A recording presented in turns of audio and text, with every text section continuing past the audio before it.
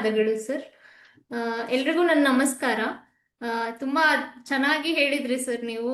ಮಾನಸಿಕ ರೋಗಿಗಳ ಬಗ್ಗೆ ಸಮಾಜ ಯಾವ ತರ ನೋಡುತ್ತೆ ಅವರನ್ನ, ಆಮೇಲೆ ಯಾವ ತರ ಒಂಥರ ಅವಹೇಳನಕಾರಿ ರೀತಿಯಲ್ಲಿ ಅವರನ್ನ ಗೇಲಿ ಮಾಡೋದು, ನಗೋದು ಇದು ಮಾಡ್ತಾ ಇದ್ದಾರೆ ಅಂತ ತುಂಬಾ ಚೆನ್ನಾಗಿ ಹೇಳಿದ್ರಿ. ಆ ಸುಮಾರು ಒಂದ್ ವರ್ಷಗಳೇ ಕಳೆದು ಹೋದ್ರೂ ಸಿಚುವೇಶನ್ ಏನು ಜಾಸ್ತಿ ಬದಲಾಗಿಲ್ಲ ಅಂತ ಅನ್ಕೋತೀನಿ ನಾನು. ನಾನು MD ಸೈಕ್ಯಾಟ್ರಿ ಮಾಡಕ್ಕೆ ಸೇರಿ 5 ವರ್ಷಗಳ ಮೇಲಾಯ್ತು. ಸೊ ನಾನು MD ಮಾಡಿದ್ದು ಮೆಂಟಲ್ ಹಾಸ್ಪಿಟಲ್ ಅಲ್ಲೇನೆ. ಸೊ ತುಂಬಾ ಈ ತರ ಸನ್ನಿವೇಶಗಳನ್ನ ನಾನು ಎದುರಿಸಿದ್ದೀನಿ. ಮಾನಸಿಕ ರೋಗಿಗಳಿಗೆ ಅಷ್ಟೇ ಅಲ್ಲದೆ ಆ ಫೀಲ್ಡ್ ಅಲ್ಲಿ ಕೆಲಸ ಮಾಡೋ ಡಾಕ್ಟರ್ಸ್ ಇರ್ಬೋದು, ಸೈಕಾಲಜಿಸ್ಟ್ ಇರ್ಬೋದು, ಅಥವಾ ನರ್ಸಸ್ ಇರ್ಬೋದು, ಅಂತ ಆರೋಗ್ಯ ಸಿಬ್ಬಂದಿಗಳ ಮೇಲೂನು ಒಂಥರ ಜನ ಸ್ವಲ್ಪ ಕೆಳಮಟ್ಟದಲ್ಲೇ ನೋಡೋದು, ಅಥವಾ ಹುಚ್ಚರು ಡಾಕ್ಟ್ರು ಅಂತ ತಮಾಷೆ ಮಾಡ್ಕೊಳ್ಳೋದು, ಆಡ್ಕೊಳ್ಳೋದು, ಇದನ್ನು ನಾವು ಎಕ್ಸ್ಪೀರಿಯನ್ಸ್ ಮಾಡಿದ್ದೇವೆ. ಸೊ ಇವತ್ತಿನ ವಿಷಯ, ನಾನು ಮಾನಸಿಕ ಅಸ್ವಸ್ಥತೆ ಮತ್ತು ಕಳಂಕವನ್ನ ಅರ್ಥ ಮಾಡ್ಕೊಂಡಿದ್ದ ರೀತಿನ ನಾನು ವಿವರಿಸ್ಲಿಕ್ಕೆ ಇಷ್ಟಪಡ್ತೇನೆ. ಕೊನೆಯಲ್ಲಿ ನಿಮ್ಗೆ ಏನಾದ್ರೂ ಸಂದೇಹ ಅಥವಾ ಇದಿದ್ರೆ ಕೇಳ್ಬೋದು. ನನಗೆ ಗೊತ್ತಿದ್ದಷ್ಟು ನಾನು ವಿವರಿಸ್ಲಿಕ್ಕೆ ಪ್ರಯತ್ನ ಪಡ್ತೇನೆ. ಸೊ ನಮಗೆ ಗೊತ್ತಿದ್ದಂಗೆನೆ ಮಾನಸಿಕ ಸ್ವಾಸ್ಥ್ಯದ ಬಗ್ಗೆ ಅಥವಾ ಅಸ್ವಸ್ಥತೆ ಬಗ್ಗೆ ಜನ ಮಾತಾಡಕ್ಕೆ ಹೆದರ್ಕೋತಾರೆ. ಮನೆಯಲ್ಲಿ ಯಾರಿಗಾದ್ರೂ ಮಾನಸಿಕ ಆರೋಗ್ಯ ಸ್ವಲ್ಪ ಸರಿ ಇಲ್ಲ ಅಂದ್ರೆ ಅವರಿಗೆ ಆರೋಗ್ಯವನ್ನ ಹೇಗೆ ಸರಿ ಮಾಡಿದು ಅಂತ ಯೋಚಿಸೋ ಬದಲು ಬೇರೆಯವ್ರಿಗೆ ಎಲ್ಲಿ ಗೊತ್ತಾಗ್ಬಿಡುತ್ತೋ, ನಮ್ಮ ಮರ್ಯಾದೆ ಎಲ್ಲಿ ಕಮ್ಮಿ ಆಗ್ಬಿಡುತ್ತೋ, ಇದ್ರ ಬಗ್ಗೆನೇ ಜನ ಚಿಂತೆ ಮಾಡೋದು ಹೆಚ್ಚು. ಸೊ ಇದಕ್ಕೆ ಕಾರಣ ಏನು ಅಂದ್ರೆ ಅದಕ್ಕೆ ಅಂಟಿಕೊಂಡಿರುವಂತಹ ಕಳಂಕ. ಇಂಗ್ಲಿಷ್ ಅಲ್ಲಿ ಇದನ್ನ ಸ್ಟಿಗ್ಮಾ ಅಂತ ಕರೀತಾರೆ. ಸೊ ಇದರಿಂದಾಗಿ ಅಂತಹ ವ್ಯಕ್ತಿಗಳ ಜೊತೆ ಸಮಾಜದಲ್ಲಿ ಭೇದ ಭಾವ ಮಾಡಲಾಗುತ್ತೆ, ಒಂಥರ ತಾರತಮ್ಯ ರೀತಿಯಿಂದ ನಡ್ಕೊಳ್ಳಿಕ್ಕಾಗತ್ತೆ. ಸೊ ಇದಕ್ಕೆ ಮೇನ್ ಆಗಿ ಕಾರಣ ಏನು ಅಂತಂದ್ರೆ ಇದ್ರ ಬಗ್ಗೆ ಜನಸಾಮಾನ್ಯರಿಗೆ ಅಷ್ಟು ತಿಳುವಳಿಕೆ ಕಡಿಮೆ, ಮಾನಸಿಕ ಆರೋಗ್ಯ ಅಥವಾ ಮಾನಸಿಕ ಕಾಯಿಲೆಗಳ ಬಗ್ಗೆ. ಹಾಗೆ ತುಂಬಾ ತಪ್ಪು ಕಲ್ಪನೆಗಳು ಇದ್ದಾವೆ. ಸೊ ಅದರಿಂದಾಗಿ ಈ ತರ ಭೇದ ಭಾವ ಮಾಡೋದು, ತಾರತಮ್ಯ ಮಾಡೋದು ಯೂಶಲಿ ಕಾಣಕ್ ಸಿಗತ್ತೆ. ಸೊ ವಿಶ್ವ ಆರೋಗ್ಯ ಸಂಸ್ಥೆ ಒಂದು ವರದಿ ಕೊಟ್ಟಿದೆ. ಅದರ ಪ್ರಕಾರ ವಿಶ್ವದಾದ್ಯಂತ 450 ಮಿಲಿಯನ್ ಜನ ಮಾನಸಿಕ ಸಮಸ್ಯೆಗೆ ತುತ್ತಾಗಿದ್ದಾರೆ, ಬಳಲ್ತಿದ್ದಾರೆ. ಆದ್ರೆ ಅದರಲ್ಲಿ ಚಿಕಿತ್ಸೆ ಪಡೆಯೋರ ಸಂಖ್ಯೆ ತುಂಬಾ ಕಡಿಮೆ. ನಿಮ್ಯಾನ್ಸ್ ಅಲ್ಲಿ 2016ರಲ್ಲಿ ಒಂದು ನ್ಯಾಷನಲ್ ಮೆಂಟಲ್ ಹೆಲ್ತ್ ಸರ್ವೆ ಅಂತ ಮಾಡಿದ್ರು. ಸೊ ಅದರಲ್ಲಿ ಅವರು ಸುಮಾರು 60-70% ಜನ ಮಾನಸಿಕ ಸಮಸ್ಯೆಯಿಂದ ಬಳಲ್ತಾ ಇದ್ರು ಅವರು ಟ್ರೀಟ್ಮೆಂಟ್ ತಗೋತಾ ಇಲ್ಲ ಅನ್ನುವಂತಹ ವಿಷಯವನ್ನ ಅದರಲ್ಲಿ ಕಂಡುಕೊಳ್ಳಲಾಯಿತು. ಸೊ ಈಗ ನಾವು ಸ್ಟಿಗ್ಮಾ ಅಥವಾ ಕಳಂಕ ಅಂದ್ರೆ ಏನು ಅಂತ ಗಮನಿಸೋಣ. ಸ್ಟಿಗ್ಮಾ ಎಂಬ ಪದ ಗ್ರೀಕ್ ಮೂಲದ ಪದ. ಅದರ ಅರ್ಥ ಚುಚ್ಚುವುದು ಅಥವಾ ರಂಧ್ರ ಮಾಡುವುದು ಅಂತ ಅರ್ಥ. ಸೊ ಇದರ ಡೆಫಿನಿಷನ್ ನೋಡೋದಾದ್ರೆ, ಮಾನಸಿಕ ಅಸ್ವಸ್ಥತೆ ಇರುವ ಜನರನ್ನ ಅವರನ್ನ ಕಂಡ್ರೆ ಭಯ ಪಡುವಂತೆ ಅಥವಾ ಅವರನ್ನ ತಿರಸ್ಕರಿಸುವಂತೆ, ಅವರ ಬಗ್ಗೆ ತಪ್ಪು ಕಲ್ಪನೆಗಳು ಹುಟ್ಟಿ ಹಾಕುವಂತೆ ಅಥವಾ ಅವರನ್ನ ತಾರತಮ್ಯ ಮಾಡುವಂತೆ ಇತರ ಜನರನ್ನ ಪ್ರೇರೇಪಿಸುವಂತಹ ನಕಾರಾತ್ಮಕ ವರ್ತನೆಗಳು ಅಥವಾ ನಂಬಿಕೆಗಳು, ನೆಗೆಟಿವ್ ಬಿಹೇವಿಯರ್ಸ್ ಅಥವಾ ಬಿಲೀಫ್ಸ್ ಅಂತ ಹೇಳ್ತೀವಿ. ಇದನ್ನ ಸ್ಟಿಗ್ಮಾ ಅಂತ ಕರಿತೀವಿ ನಾವು. ಸೊ ಇದು ಮೂಲ ಹೆಂಗ್ ಹುಟ್ಟು ಹಾಕ್ತು ಅಂತ ನಾನು ಓದ್ತಾ ಇರ್ಬೇಕಾದ್ರೆ, ಹಿಂದಿನ ಕಾಲದಲ್ಲಿ ಈ ಕೊಲೆ ಮಾಡಿರ್ತಾರೆ ಅಥವಾ ಏನೋ ಅಪರಾಧ ಮಾಡಿರ್ತಾರೆ, ಅವರಿಗೆ ಕಬ್ಬಿಣದ ಬರೆ ಎಳಿತಾ ಇದ್ರಂತೆ.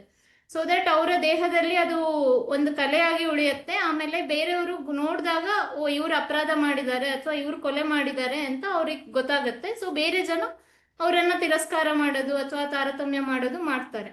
ಸೊ ಈಗ ಅದೇನಾಗಿದೆ ಅಂದ್ರೆ ಬೇರೆ ಬೇರೆ ಮಾನಸಿಕ ಕಾಯಿಲೆ ಅಂತ ಅಷ್ಟೇ ಹೇಳೋದಿಲ್ಲ ನಾನು, ಬೇರೆ ದೈಹಿಕ ಕಾಯಿಲೆಗಳು, ಕುಷ್ಠರೋಗ ಇರ್ಬೋದು, ಕ್ಷಯ ರೋಗ ಇರ್ಬೋದು, ಇಂಥ ಕಾಯಿಲೆಗಳಲ್ಲೂ ಜನ ಅದು ತಾರತಮ್ಯ ಮಾಡ್ತಾರೆ ಅಂಥ ರೋಗಿಗಳನ್ನ. ಸೊ ಇದು ಸ್ಟಿಗ್ಮಾ. ಮುಂದೆ ನೆಕ್ಸ್ಟ್ ತಾರತಮ್ಯ ಅಂದ್ರೆ ಅಥವಾ ಡಿಸ್ಕ್ರಿಮಿನೇಷನ್ ಅಂದ್ರೆ ಏನು ಅಂತ ನೋಡೋದಾದ್ರೆ, ಕಳಂಕಿತರ ಬಗ್ಗೆ ಅನ್ಯಾಯ ಮಾಡೋದು ಅಥವಾ ಅವರ ಬಗ್ಗೆ ಕಡಿಮೆ ಅನುಕೂಲಕರ ವರ್ತನೆ, ಅವರನ್ನ ಬೇರೆ ರೀತಿಯಲ್ಲಿ ನಡೆಸ್ಕೊಳ್ಳೋದು, ಅವ್ರ ಬಗ್ಗೆ ಒಂಥರ ಪ್ರತ್ಯೇಕವಾಗಿ ನೋಡೋದಿರ್ಬೋದು, ಅವರನ್ನ ತಿರಸ್ಕಾರ ಮಾಡೋದಿರ್ಬೋದು, ಅವರನ್ನ ನಮ್ಮಲ್ಲೇ ಒಬ್ರು ಅಂತ ನಾವು ಅವರನ್ನ ನಮ್ಮ ಗುಂಪಿಗೆ ಸೇರಿಸ್ಕೊಳ್ಳದೇ ಇರೋದಿರ್ಬೋದು. ಇಂತಹ ಸ್ವಭಾವಗಳನ್ನು ನಾವು ಡಿಸ್ಕ್ರಿಮಿನೇಷನ್ ಅಂತ ಕರಿತೀವಿ. ಸೊ ಸಾಮಾನ್ಯ ಜನರಿಗೆ ಮಾನಸಿಕ ರೋಗಿಗಳ ಕುರಿತು ಇರುವ ಒಂಥರ ಭಯ, ಪ್ರತ್ಯೇಕದ ಭಾವನೆ ಅಥವಾ ತಿರಸ್ಕಾರ, ಇದನ್ನ ನಾವು ಡಿಸ್ಕ್ರಿಮಿನೇಷನ್ ಅಂತ ಕರಿತೀವಿ. ಈ ಡಿಸ್ಕ್ರಿಮಿನೇಷನ್ ಅಥವಾ ತಾರತಮ್ಯದಿಂದಾಗಿ ಮಾನಸಿಕ ರೋಗಿಗಳಿಗೆ ಸಮಾಜದಲ್ಲಿ ಬೆರೆಯಲಿಕ್ಕೆ ತುಂಬಾ ಕಷ್ಟ ಆಗುತ್ತೆ.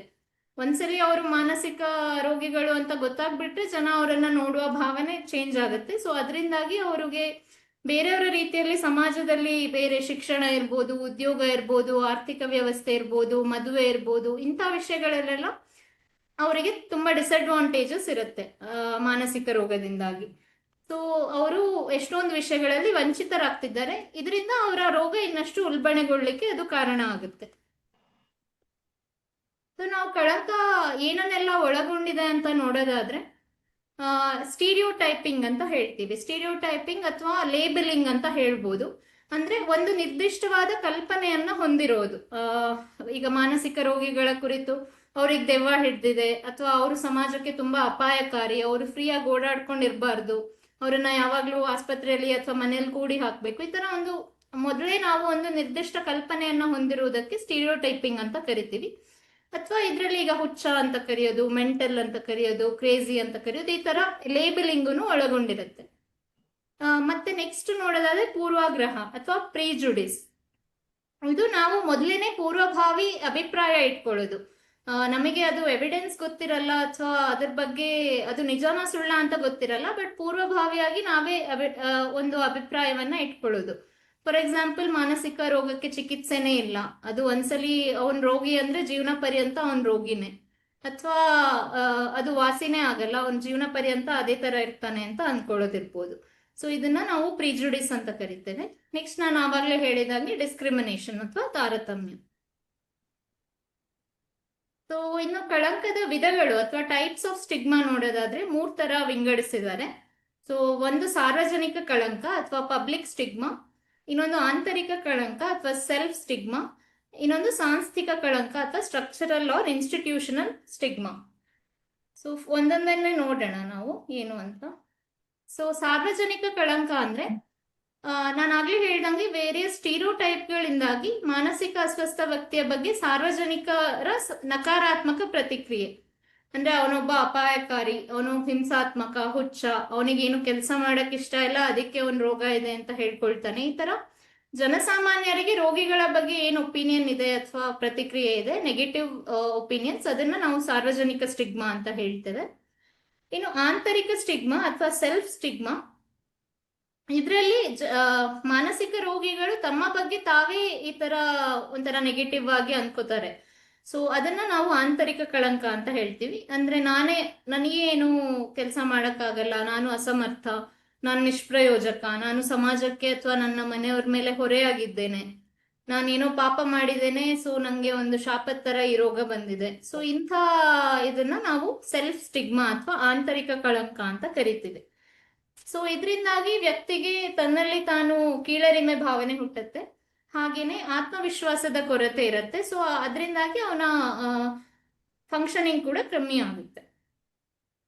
ಇನ್ನು ಸಾಂಸ್ಥಿಕ ಕಳಂಕ ಅಥವಾ ಸ್ಟ್ರಕ್ಚರಲ್ ಆರ್ ಇನ್ಸ್ಟಿಟ್ಯೂಷನಲ್ ಸ್ಟಿಗ್ಮಾ ಅಂದ್ರೆ, ಇದು ಸರಕಾರ ಅಥವಾ ಬೇರೆ ಬೇರೆ ಸಂಸ್ಥೆಗಳು, ಸಮಾಜದಲ್ಲಿ ಏನೇನು ಸಂಸ್ಥೆಗಳಿದೆ ಅವುಗಳು ಮಾನಸಿಕ ರೋಗಿಗಳ ಬಗ್ಗೆ ತೋರಿಸುವ ಒಂಥರ ಅವರ ಬಗ್ಗೆ ನಿರ್ಬಂಧ ಹೇರೋದು ಅಥವಾ ಅವರ ಬಗ್ಗೆ ತೋರುವ ನಡೆದುಕೊಳ್ಳುವ ರೀತಿಯನ್ನ ಸಾಂಸ್ಥಿಕ ಸ್ಟಿಗ್ಮಾ ಅಂತ ಕರೀತೇವೆ.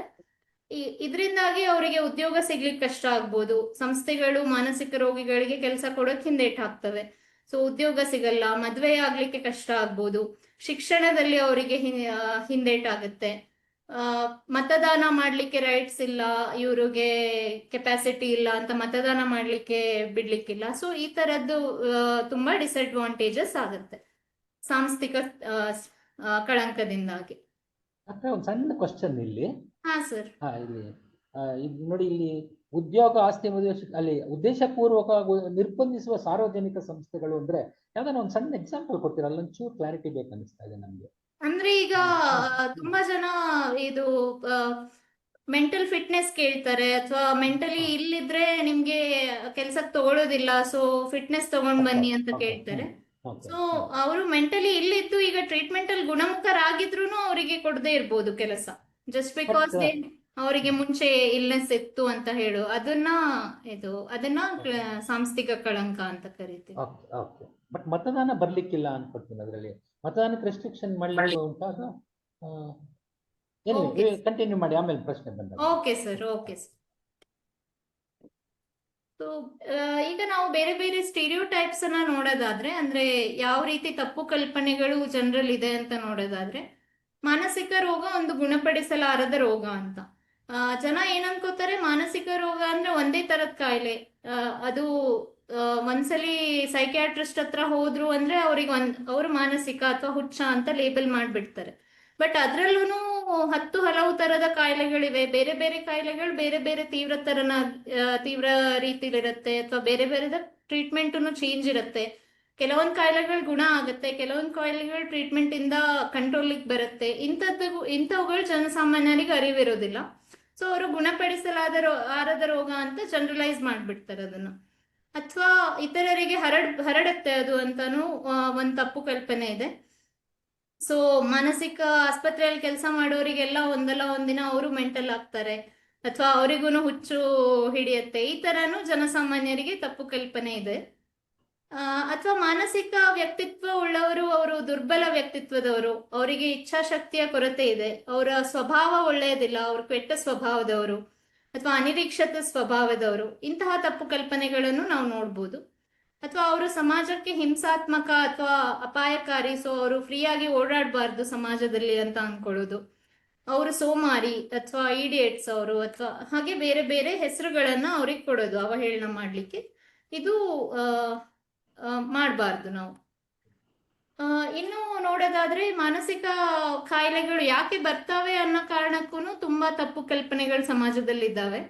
ಸೊ ಅದು ಬ್ಲ್ಯಾಕ್ ಮ್ಯಾಜಿಕ್ ಅಥವಾ ಮಾಟ ಮಂತ್ರ ಮಾಡಿಸಿ ಬಂತು ಅಂತ ತುಂಬಾ ಜನ ಅನ್ಕೋತಾರೆ, ಎಸ್ಪೆಷಲಿ ಹಳ್ಳಿ ಪ್ರದೇಶಗಳಲ್ಲಿ.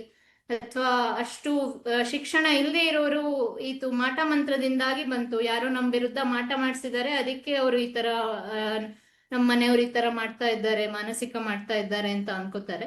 ಕೆಲವು ಮೂಢನಂಬಿಕೆಗಳಿದೆ, ದೆವ್ವ ಹಿಡ್ಕೊಂಡಿದೆ ಅಂತ ಹೇಳ್ತಾರೆ, ಅಥವಾ ಹಿಂದಿನ ಜನ್ಮದ ಶಾಪ ಅಂತ ಹೇಳ್ತಾರೆ, ಅಥವಾ ಇವರು ಮಾಟಗಾತಿ ಅಥವಾ ಮಾಟಗಾರ, ಅದಕ್ಕೆ ಇವ್ರಿಗೆ ಕಾಯಿಲೆ ಬಂದಿದೆ ಅಂತ ಅನ್ಕೋತಾರೆ, ಅಥವಾ ಹಿಂದಿನ ಜನ್ಮದ ಕರ್ಮಗಳಿಂದ ಇವ್ರಿಗೆ ಬಂದಿದೆ, ಇವ್ರು ಇದನ್ನ ಅನುಭವಿಸ್ಬೇಕು ಅಂತಾನು ಜನ ಮಾತಾಡ್ಕೋತಾರೆ.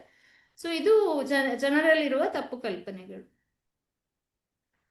ಹಾಗೆ ಅವರು ನಾಟಕ ಮಾಡ್ತಿದ್ದಾರೆ, ನಟಿಸ್ತಾ ಇದ್ದಾರೆ, ಅಥವಾ ಅವ್ರಿಗೆ ಕೆಲಸ ಮಾಡಕ್ ಇಷ್ಟ ಇಲ್ಲ, ಅದಕ್ಕೆ ಈ ತರ ಕಾಯಿಲೆ ಇದೆ ಅಂತ ಹೇಳ್ಕೊತಾರೆ, ಅವ್ರು ಬೇಕಂತಾನೆ ಮಾಡ್ತಾ ಇದ್ದಾರೆ ಅಂತ ಅನ್ಕೋತಾರೆ. ಇದೆಲ್ಲ ಏನಕ್ಕಾಗತ್ತೆ ಅಂದ್ರೆ, ದೈಹಿಕ ಕಾಯಿಲೆಗಳಾದ್ರೆ ನಮ್ಗೆ ಕಣ್ಣಿಗೆ ಕಾಣಿಸುತ್ತೆ. ಈಗ ಒಂದು ಫ್ರಾಕ್ಚರ್ ಆದ್ರೆ ಕಾಲ್ ಮುರ್ಕೊಂಡಿರೋದು ನಮ್ ಕಣ್ಣಿಗೆ ಕಾಣಿಸುತ್ತೆ.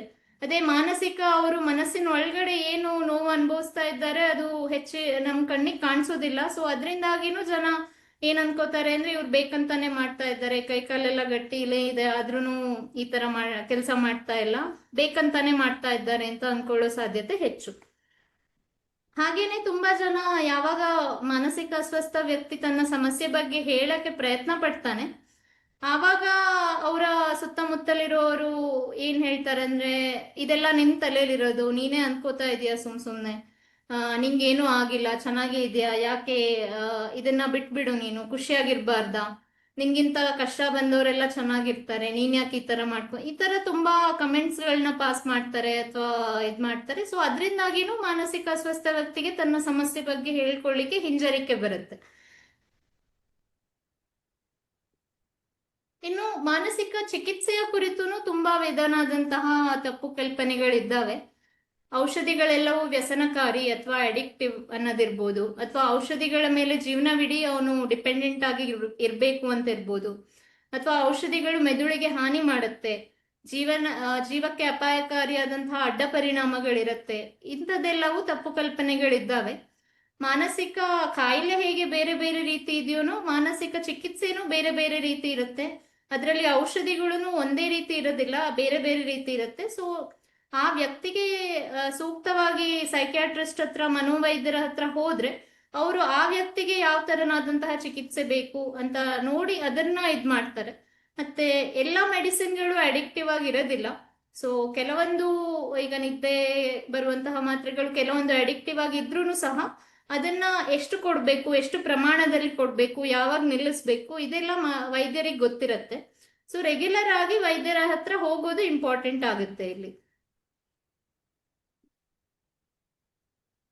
ಇನ್ನು ನಾವು ಕಳಂಕದ ಪರಿಣಾಮಗಳನ್ನ ನೋಡೋಣ, ಕಳಂಕದಿಂದಾಗಿ ಏನೇನಾಗುತ್ತೆ ಅಂತ.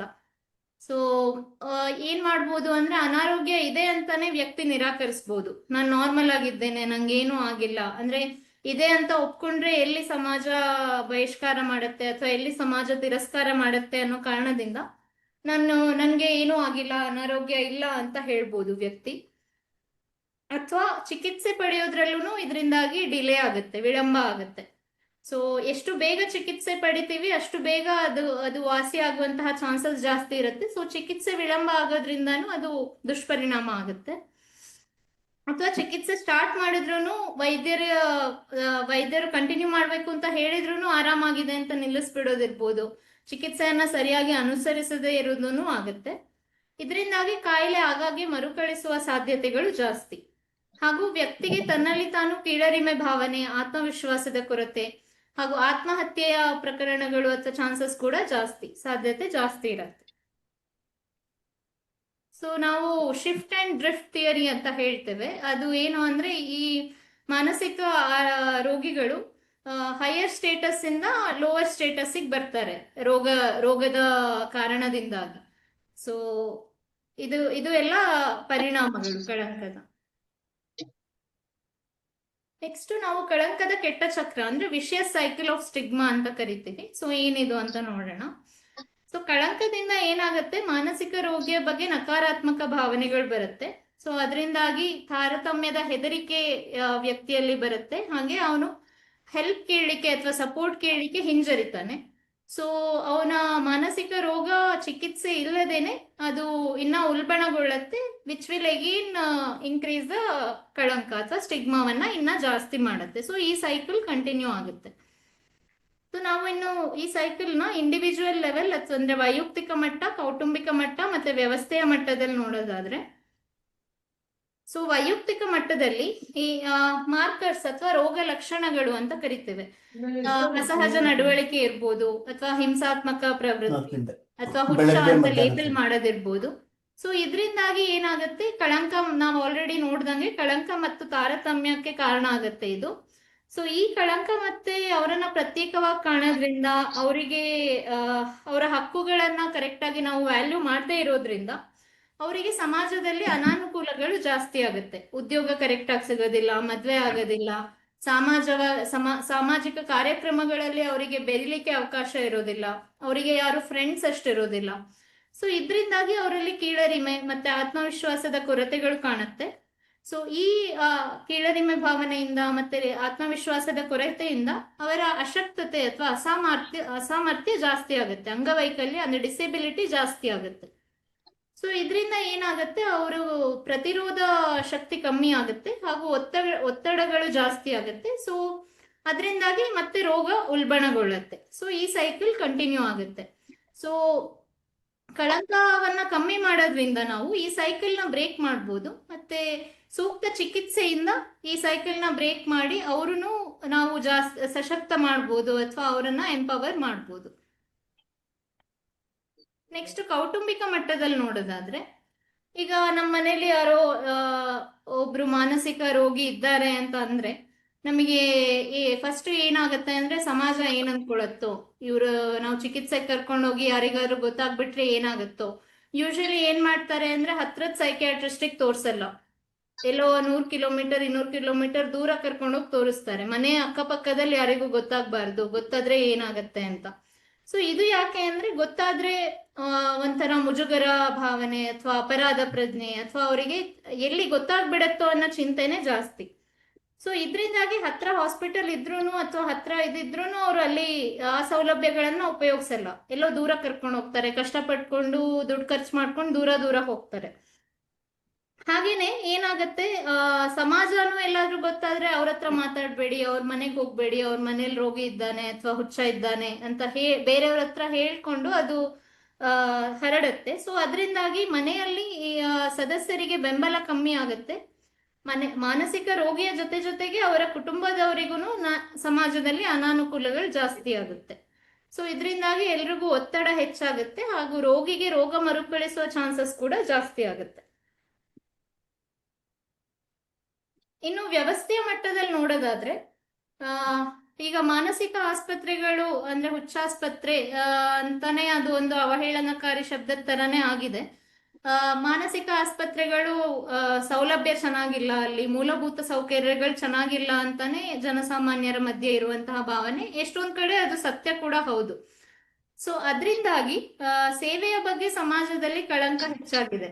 ಸೊ ಅಲ್ಲಿಗೆ ಯಾರು ಹೋಗ್ತಾರೆ, ಅದು ಆಸ್ಪತ್ರೆ ಚೆನ್ನಾಗಿಲ್ಲ, ಅಥವಾ ಮಾನಸಿಕ ಆಸ್ಪತ್ರೆಗೆ ಹೋದ್ ಕೂಡಲೇ ಅವನಿಗೆ ಹುಚ್ಚ ಅನ್ನೋ ಲೇಬಲ್ ಬಂದ್ಬಿಡತ್ತೆ ಅನ್ನೋ ಒಂದು ಕಾರಣಕ್ಕಾಗಿನೂ ಮಾನಸಿಕ ಆಸ್ಪತ್ರೆಗೆ ಹೋಗುವ ಜನರ ಸಂಖ್ಯೆ ಕಡಿಮೆ.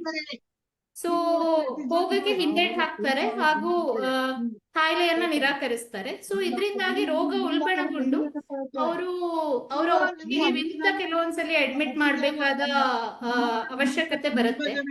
ಒಂದ್ ಸೆಕೆಂಡ್ ನೋಡಿ, ಗ್ಯಾಲಕ್ಸಿ M21 ಅವರು ದಯವಿಟ್ಟು ಮ್ಯೂಟ್ ಮಾಡ್ಕೊಳ್ಳಿ. ಹಲೋ ಹಲೋ, ಗ್ಯಾಲಕ್ಸಿ M21 ಅಂತ ಮ್ಯೂಟ್ ಮಾಡ್ಕೊಳ್ಳಿ ದಯವಿಟ್ಟು. ಕಂಟಿನ್ಯೂ ಮಾಡಿ. ಸೊ ಅವರು ರೋಗ ಉಲ್ಬಣಗೊಂಡು ಕೆಲವೊಂದ್ಸಲಿ ಅವ್ರ ಒಪ್ಪಿಗೆ ವಿರುದ್ಧ ಅಡ್ಮಿಟ್ ಮಾಡ್ಬೇಕಾಗತ್ತೆ, ಅವ್ರ ಒಪ್ಪಿಗೆ ವಿರುದ್ಧ ಟ್ರೀಟ್ಮೆಂಟ್ ಕೊಡ್ಬೇಕಾದ ಪರಿಸ್ಥಿತಿನೂ ಬರುತ್ತೆ. ಸೊ ಇಂಥ ಟೈಮಲ್ಲಿ ಆ ಸಂಸ್ಥೆಗೆ ಅಲ್ಲಿ ಟ್ರೀಟ್ಮೆಂಟ್ ಕರೆಕ್ಟ್ ಸರಿಯಾಗಿ ಕೊಡೋದಿಲ್ಲ, ಅಥವಾ ಅಲ್ಲಿ ಸುಮ್ನೆ ಅಡ್ಮಿಟ್ ಮಾಡ್ಕೊಂತಾರೆ ಅಂತ ರೋಗಿಗೂ ಮನಸ್ಸಿಗೆ ಬರುವ ಚಾನ್ಸಸ್ ಜಾಸ್ತಿ ಇರುತ್ತೆ. ಸೊ ಸಂಸ್ಥೆಯ ಖ್ಯಾತಿ ಕಮ್ಮಿ ಆಗುತ್ತೆ. ಸೊ ನಿಧಿಗಳ ಹಂಚಿಕೆ ಅಂದ್ರೆ ಫಂಡಿಂಗ್ ಕೂಡ ಗೌರ್ಮೆಂಟ್ ಇಂದ ಫಂಡಿಂಗ್ ಕೂಡ ಮಾನಸಿಕ ಆಸ್ಪತ್ರೆಗಳಿಗೆ ಇದಕ್ಕೆ ಕಮ್ಮಿ ಇರೋದ್ರಿಂದ ಗುಣಮಟ್ಟದ ಆರೋಗ್ಯ ಸೇವೆಯನ್ನ ಕೊಡುವ ಇದನ್ನು ಕಮ್ಮಿ ಆಗುತ್ತೆ. ಸ್ಟಾಫ್ ಕ್ವಾಲಿಟಿ ಪುವರ್ ಇರುತ್ತೆ, ಸರ್ವಿಸಸ್ ಕ್ವಾಲಿಟಿ, ಸೇವೆಯ ಗುಣಮಟ್ಟ ಕೂಡ ಕಮ್ಮಿ ಆಗುತ್ತೆ. ಸೊ ಇದರಿಂದ ಓವರ್ ಆಲ್ ಏನಾಗುತ್ತೆ, ಸೇವೆ ಕಳಪೆ ರೀತಿಯಲ್ಲಿ ಆಗುತ್ತೆ. ಸೊ ಈ ಸೈಕಲ್ ಕಂಟಿನ್ಯೂ ಆಗುತ್ತೆ. ಇನ್ನು ಸಮ್ಮರೈಸ್ ಮಾಡ್ಲಿಕ್ಕೆ ಸ್ಟಿಗ್ಮಾ ಅಥವಾ ಕಳಂಕ ಏನನ್ನೆಲ್ಲ ಒಳಗೊಂಡಿದೆ, ಒಂದು ಲೇಬಲಿಂಗ್ ಅಂದ್ರೆ ಹುಚ್ಚ ಅಥವಾ ಮೆಂಟಲ್ ಈ ತರದ ಲೇಬಲಿಂಗ್ ಗಳನ್ನ ಒಳಗೊಂಡಿದೆ. ಸ್ಟೀರಿಯೋಟೈಪ್ಸ್ ಅಥವಾ ತಪ್ಪು ಕಲ್ಪನೆಗಳು, ತಾರತಮ್ಯ ಅಥವಾ ಡಿಸ್ಕ್ರಿಮಿನೇಷನ್, ಮತ್ತೆ ಹೊರಗಿಡುವಿಕೆ ಅಥವಾ ಎಕ್ಸ್ಕ್ಲೂಷನ್. ಈಗ ನಾವು ಇನ್ನು ಕಳಂಕವನ್ನ ಕಡಿಮೆ ಮಾಡುವುದು ಹೇಗೆ ಅಂತ ಗಮನಿಸೋಣ. ಸೊ ಇದು ಮೇನ್ ಆಗಿ 5 ವಿಂಗಡಗಳಾಗಿ ವಿಭಜಿಸಬಹುದು ನಾವು. ಒಂದು ಸಾರ್ವಜನಿಕ ಸಂಪರ್ಕ ಅಥವಾ ಮಾಧ್ಯಮದವರೊಂದಿಗೆ ಕೆಲಸ ಮಾಡುವುದು. ಇನ್ನೊಂದು ಮಾನಸಿಕ ಆರೋಗ್ಯ ಆರೈಕೆಯಲ್ಲಿ ಬದಲಾವಣೆಗಳು, ಆರೈಕೆದಾರರು ಮತ್ತು ಕುಟುಂಬಗಳಿಗೆ ಬೆಂಬಲ ನೀಡುವುದು, ಶಿಕ್ಷಣ ಮತ್ತು ತರಬೇತಿ, ನೀತಿ ಮತ್ತು ಕಾನೂನುಗಳು. ಈಗ ಒಂದೊಂದನ್ನೇ ನೋಡೋಣ. ಸೊ ಫಸ್ಟ್ ಸಾರ್ವಜನಿಕ ಸಂಪರ್ಕ ಅಥವಾ ಮಾಧ್ಯಮದೊಂದಿಗೆ ಕೆಲಸ ಮಾಡುವುದು. ಇದ್ರಲ್ಲಿ ನಾವು ಏನ್ ಮಾಡ್ಬೋದು ಅಂದ್ರೆ, ಜನಪ್ರಿಯ ಪತ್ರಿಕೆಗಳಿರ್ಬೋದು ಅಥವಾ ನಿಯತಕಾಲಿಕೆಗಳಿರ್ಬೋದು, ಇವುಗಳಲ್ಲಿ ಮಾನಸಿಕ ಆರೋಗ್ಯದ ಬಗ್ಗೆ, ಮಾನಸಿಕ ಕಾಯಿಲೆಗಳ ಬಗ್ಗೆ ಲೇಖನಗಳನ್ನ ಬರೆಯೋದು, ಸಂಪನ್ಮೂಲ ವ್ಯಕ್ತಿಗಳ ಲೇಖನಗಳನ್ನ ಬರೆಯೋದಿರ್ಬೋದು, ಅಥವಾ ಟಿವಿ, ದೂರದರ್ಶನ, ರೇಡಿಯೋ ಇಂತಹ ವಾಹಿನಿಗಳಲ್ಲಿ ಕಾರ್ಯಕ್ರಮಗಳನ್ನ ನೀಡೋದಿರ್ಬೋದು, ಉತ್ಸವಗಳು ಅಥವಾ ಬೇರೆ ಬೇರೆ ಕಾರ್ಯಾಗಾರಗಳಲ್ಲಿ ಮಾನಸಿಕ ಆರೋಗ್ಯ ಮತ್ತೆ ಅನಾರೋಗ್ಯದ ಬಗ್ಗೆ ಮಾತನಾಡೋದಿರ್ಬೋದು. ಮನೋವೈದ್ಯಕೀಯ ಸೇವಾ ಸಂಸ್ಥೆಗಳಿಂದ ಸಾರ್ವಜನಿಕ ಸಂಪರ್ಕ ಜಾಸ್ತಿ ಆಗಬೇಕು, ಹಾಗೂ ಸಾರ್ವಜನಿಕರಿಗೆ ಇದರ ಬಗ್ಗೆ ತಿಳುವಳಿಕೆ ಮೂಡಿಸುವಂತಹ ಕಾರ್ಯಕ್ರಮಗಳು ಜಾಸ್ತಿ ಆಗಬೇಕು. ಹಾಗೆಯೇ ಜನಸಾಮಾನ್ಯರಿಗೂ ಮಾನಸಿಕ ಆಸ್ಪತ್ರೆ ಅಥವಾ ಮಾನಸಿಕ ಸಂಸ್ಥೆಗಳ ಬಗ್ಗೆ ಭೇಟಿ ನೀಡಲು ಅವಕಾಶ ನೀಡಿದ್ರೆ ಎಷ್ಟೊಂದು ವಿಷಯಗಳು ನಾವು ಅನ್ಕೊಂಡಿರೋದು ತಪ್ಪು ಅಂತ ಜನಸಾಮಾನ್ಯರ ಅರಿವಿಗೂ ಬರುತ್ತೆ. ಇಂಟರ್ನೆಟ್ ಮತ್ತು ಸಾಮಾಜಿಕ ಮಾಧ್ಯಮಗಳಲ್ಲಿ ಇದರ ಬಗ್ಗೆ ಅರಿವು ಮೂಡಿಸುವ ಕಾರ್ಯಕ್ರಮಗಳಾಗಬೇಕು, ಹಾಗೂ ತಪ್ಪು ಕಲ್ಪನೆಗಳನ್ನ ತೆಗೆದುಹಾಕಿ ಸತ್ಯಗಳನ್ನ ಒದಗಿಸ್ಬೇಕು. ನೆಕ್ಸ್ಟ್, ಮಾನಸಿಕ ಆರೋಗ್ಯ ಆರೈಕೆಯಲ್ಲಿ ಏನೇನ್ ಬದಲಾವಣೆಗಳು ಮಾಡ್ಕೋಬಹುದು ಅಂದ್ರೆ, ಸಮುದಾಯ ಆಧಾರಿತ ಚಿಕಿತ್ಸೆ ಅಥವಾ ಕಮ್ಯುನಿಟಿ ಬೇಸ್ಡ್ ಟ್ರೀಟ್ಮೆಂಟ್ ಅಂತ ಹೇಳ್ತೀವಿ. ಅಂದ್ರೆ ಮಾನಸಿಕ ಆಸ್ಪತ್ರೆಗಳಿಂದ ಹೊರಗಡೆ ಬಂದು ಜನರಲ್ ಹಾಸ್ಪಿಟಲ್ಸ್ ಅಥವಾ ಪ್ರಾಥಮಿಕ ಆರೋಗ್ಯ ಕೇಂದ್ರ ಇರ್ಬೋದು, ಇಂತಹ ಕಡೆ ಮಾನಸಿಕ ಆರೋಗ್ಯ ಮತ್ತೆ ಸೈಕಿಯಾಟ್ರಿಸ್ಟ್ಗಳು ಹೋಗಿ ಇಂತಹ ಕಡೆ ಪೇಷಂಟ್ಗಳನ್ನ ನೋಡೋದಿರ್ಬೋದು. ಹೆಚ್ಚಿನ ಹೊರರೋಗಿ ಸೇವೆಗಳು, ಸಾಮಾನ್ಯ ಆಸ್ಪತ್ರೆಯಲ್ಲೂ ಮಾನಸಿಕ ಮನೋವೈದ್ಯ ಶಾಸ್ತ್ರವನ್ನ ತೆರೆಯೋದು, ಮತ್ತೆ ದೈಹಿಕ ಆರೋಗ್ಯದೊಂದಿಗೆ ಮಾನಸಿಕ ಆರೋಗ್ಯವನ್ನ ಇಂಟಗ್ರೇಟ್ ಮಾಡೋದು ಅಥವಾ ಸಂಯೋಜಿಸೋದ್ರಿಂದನೂ ಸ್ಟಿಗ್ಮಾ ಕಮ್ಮಿ ಆಗುತ್ತೆ. ಹಾಗೆ ಡೋರ್ ಟು ಡೋರ್ ಕೇರ್ ಅಥವಾ ಮನೆ ಬಾಗಿಲಿನ ಮೆಟ್ಟಿಲುಗಳಲ್ಲಿ ಆರೈಕೆ, ಅಂದ್ರೆ ಆಶಾ ವರ್ಕರ್ಸ್ ಇರ್ಬೋದು ಅಥವಾ ನರ್ಸಸ್ ಇರ್ಬೋದು, ಮನೆಗಳಿಗೆ ಹೋಗಿ ಅಂತಹ ವ್ಯಕ್ತಿಗಳಿದ್ದಾರೆ, ಮಾನಸಿಕ ಸಮಸ್ಯೆ ಯಾರಿಗಾದ್ರೂ ಇದೆಯಾ ಅಂತ ಸ್ಕ್ರೀನ್ ಮಾಡಿ ಅವ್ರಿಗೆ ಅದ್ರ ಬಗ್ಗೆ ತಿಳುವಳಿಕೆ ನೀಡೋದ್ರಿಂದಾನು ಇದು ಕಮ್ಮಿ ಆಗುತ್ತೆ. ಆಮೇಲೆ ಸಮುದಾಯ ಆಧಾರಿತ ಪುನರ್ವಸತಿ ಅಥವಾ ಇಂತಹ ತೀವ್ರತರನಾದ ಮಾನಸಿಕ ರೋಗ ಇರೋರಿಗೆ ಕಮ್ಯುನಿಟಿ ಬೇಸ್ಡ್ ರಿಹ್ಯಾಬಿಲಿಟೇಷನ್ ಕೊಡೋದು, ಹಾಗೆ ಮಾದಕ ದ್ರವ್ಯ ಬಳಕೆಯ ತಡೆಗಟ್ಟುವಿಕೆ. ನೆಕ್ಸ್ಟ್ ಆರೈಕೆದಾರರು ಮತ್ತು ಕುಟುಂಬಗಳಿಗೆ ಬೆಂಬಲ. ಇದರಲ್ಲಿ ತರಬೇತಿ ಕಾರ್ಯಕ್ರಮಗಳನ್ನ ಹಮ್ಮಿಕೊಳ್ಬಹುದು. ಕೋಪಿಂಗ್ ಅಥವಾ ಹೇಗೆ ಈಗ ಒತ್ತಡದ ಪರಿಸ್ಥಿತಿಯನ್ನ ನಿಭಾಯಿಸುವುದು ಹೇಗೆ ಅಂತ ಅವರಿಗೆ ಕಲಿಸಿಕೊಡೋದು, ಅವರನ್ನ ಸಬಲೀಕರಿಸುವುದು ಅಥವಾ ಎಂಪವರಿಂಗ್ ದ. ಆಮೇಲೆ ಸಾಮಾಜಿಕ ಸಾಮರ್ಥ್ಯಗಳು ಅಥವಾ ಸೋಷಿಯಲ್ ಸ್ಕಿಲ್ಸ್ ಅಂತ ಹೇಳ್ತೀವಿ, ಅದನ್ನ ಕಲಿಸುವುದಿರ್ಬೋದು. ಇನ್ಫಾರ್ಮೇಶನ್ ಶೇರಿಂಗ್ ಅಥವಾ ಮಾಹಿತಿ ಹಂಚಿಕೆ, ಅಂದ್ರೆ ಮಾನಸಿಕ ಆರೋಗ್ಯ ಕುರಿತು, ಮಾನಸಿಕ ಅಸ್ವಸ್ಥತೆಯ ಕುರಿತು ಜನಸಾಮಾನ್ಯರಿಗೆ ಅರಿವಾಗುವಂತ ಸಾಮಾನ್ಯ ಪದಗಳಲ್ಲಿ ಅದನ್ನ ವಿವರಿಸೋದು.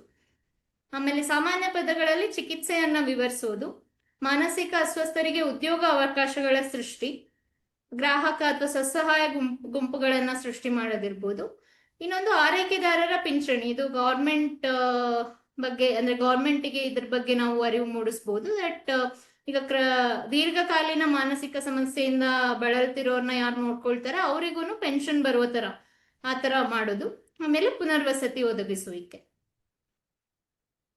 ನೆಕ್ಸ್ಟ್ ಶಿಕ್ಷಣ ಮತ್ತು ತರಬೇತಿ. ಮಾನಸಿಕ ಆರೋಗ್ಯ ಶಿಕ್ಷಣ, ಶಾಲೆ ಕಾಲೇಜುಗಳಿಂದಾನೇ ಮಾನಸಿಕ ಆರೋಗ್ಯದ ಬಗ್ಗೆ ಶಿಕ್ಷಣವನ್ನ ಹಮ್ಮಿಕೊಳ್ಳುವುದು. ಮನೋವೈದ್ಯಕೀಯ ತರಬೇತಿಯಲ್ಲಿ ಆರೋಗ್ಯದಲ್ಲಿ ಯಾರ್ಯಾರು ಕೆಲಸ ಮಾಡ್ತಾರೆ ಅವರ ತರಬೇತಿಯಲ್ಲಿ ಸುಧಾರಣೆ ತರುವುದು. ವಿಶ್ವೇಶ್ವರಯ್ಯ ಅವರು ದಯವಿಟ್ಟು ಮ್ಯೂಟ್ ಮಾಡ್ಕೊಳ್ಳಿ. ಆಗ್ತಿದೆ ನಿಮ್ಮಿಂದ, ಪ್ಲೀಸ್.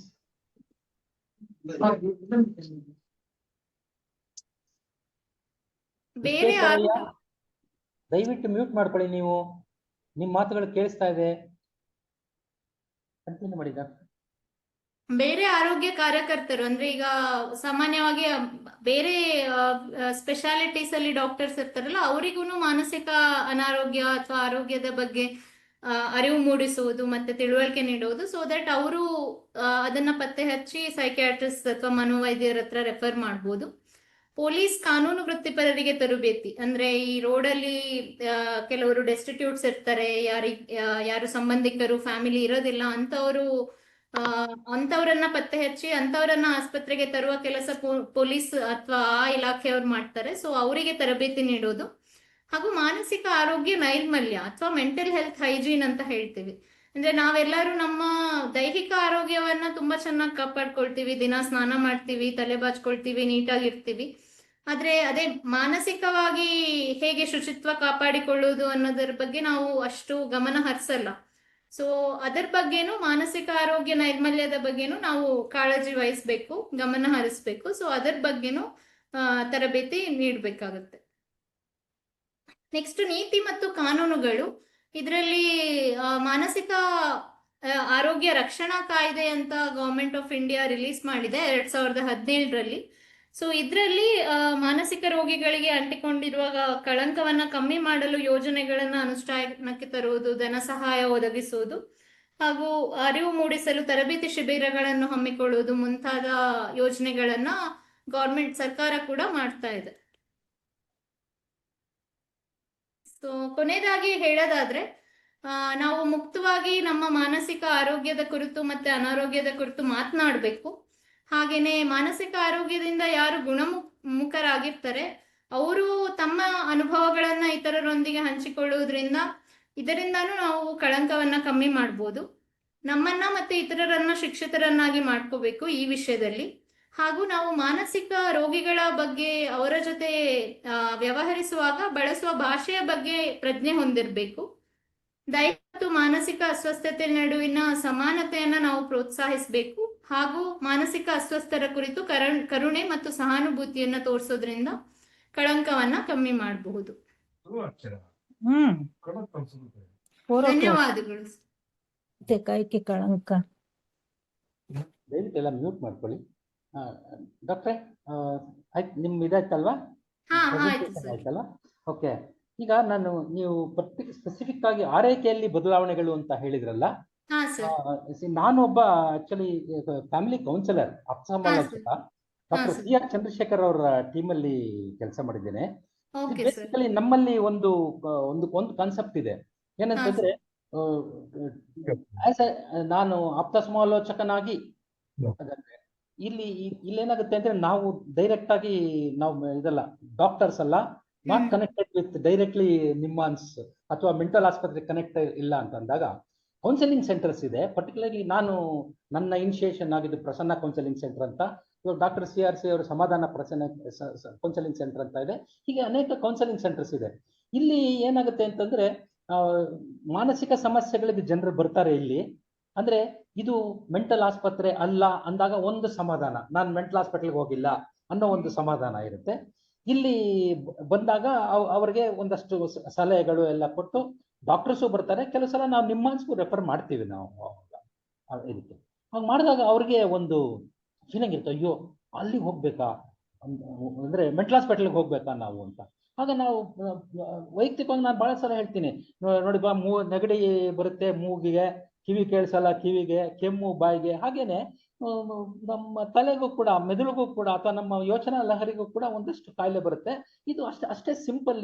ಇದ್ರ ಬಗ್ಗೆ ಏನು ತುಂಬಾ ತಲೆ ಕೆಡಿಸ್ಕೊಳ್ಬೇಕಾಗಿಲ್ಲ ಅಂತ ಹೇಳುವ ಒಂದು, ಅಂದ್ರೆ ಅದು ಸ್ಟಿಗ್ಮಾ ಅಲ್ಲ, ಅದು ಕಳಂಕ ಅಲ್ಲ ಮಾನಸಿಕವಾಗಿ ಡಾಕ್ಟರ್ ಹತ್ರ ಹೋಗೋದು ಅಂತ ಹೇಳೋದು ಒಂದು ಥೀಮ್ ಇದೆ. ಪ್ಲಸ್ ನಾವು ಟ್ರೈನಿಂಗ್ ಎಲ್ಲ ಕೊಡುವಾಗ ಕೂಡ ವೆರಿ ಸ್ಪೆಸಿಫಿಕ್ ಆಗಿ ಹೇಳಿರ್ತೇವೆ, ಆದ್ರೆ ಇದು ಸ್ಟಿಗ್ಮಾ ಅಲ್ಲ ಅಂತ ಕನ್ವೆ ಮಾಡಬೇಕು ಅಂತ.